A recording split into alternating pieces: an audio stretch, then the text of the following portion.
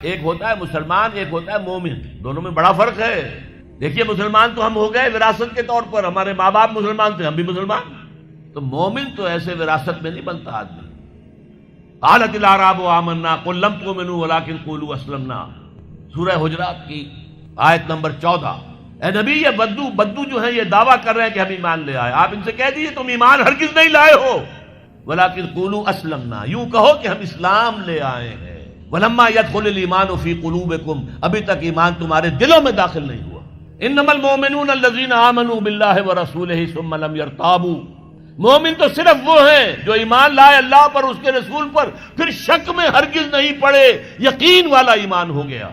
वजाहदू बिअमवालिहिम व अनफुसिहिम फी सबीलिल्लाह, और फिर उन्होंने जिहाद किया अल्लाह की राह में, अपने मालों से भी अपनी जानों से भी। उलाइका हुमुस सादिकून, सिर्फ ऐसे लोग सच्चे हैं अगर वो कहें कि हम मोमिन हैं।